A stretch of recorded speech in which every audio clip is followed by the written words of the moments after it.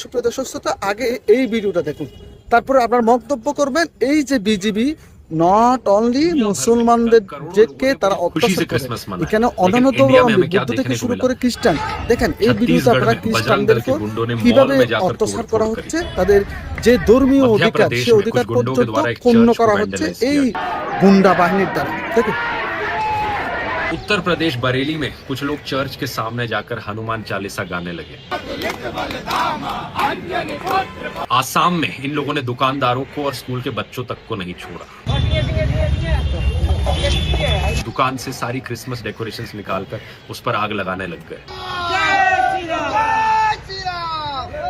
एक और जगह पर चर्च के अंदर जाकर लोगों को हरास करने लगे। विदेशी क्रिश्चियन लोगों का, विदेशी भाषाओं का बाइबल हमारे इंडिया में क्या लेगा? जय श्री राम, जय श्री राम। मध्य प्रदेश में तो बीजेपी की डिस्ट्रिक्ट वाइस प्रेसिडेंट चर्च के अंदर जाकर एक विजुअली इम्पेयर्ड औरत पर हाथ उठाने लगे।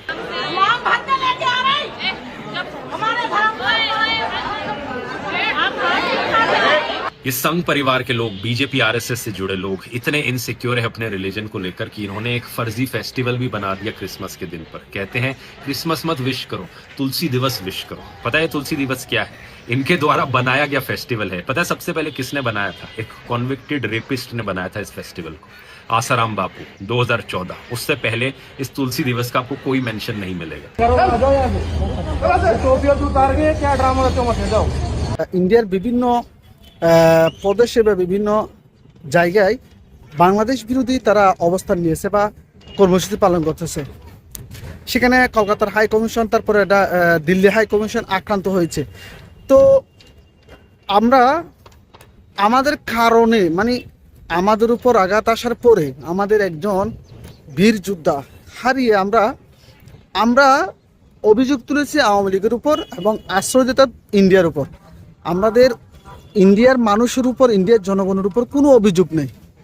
কিন্তু এই যে এই ইস্যুটাকে, মানে দেখেন না ওদের সেন্সটা কত লো কোয়ালিটির, অথচ আমাদের মানুষ মারা গিয়েছে, আমাদের বীর যোদ্ধা মারা গিয়েছে, আমরা অভিযোগ করতেছি। আমাদের অভিযোগটা তো যৌক্তিক, লজিক আছে, কিন্তু গোবরওয়ালা মাথায় যে গোবর থাকলে যে অবস্থা, মানে ওরা এই ইস্যুটাকে ভোট ব্যাংক হিসেবে কাজে লাগানোর জন্য বিজেপি সরকার, বিজেপি ওই যে হিন্দুত্ববাদী যে মানুষগুলো আছে তাদেরকে উস্কিয়ে দিচ্ছে।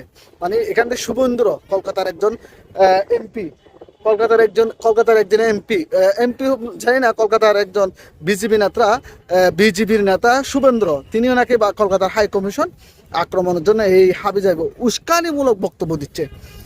আমাদের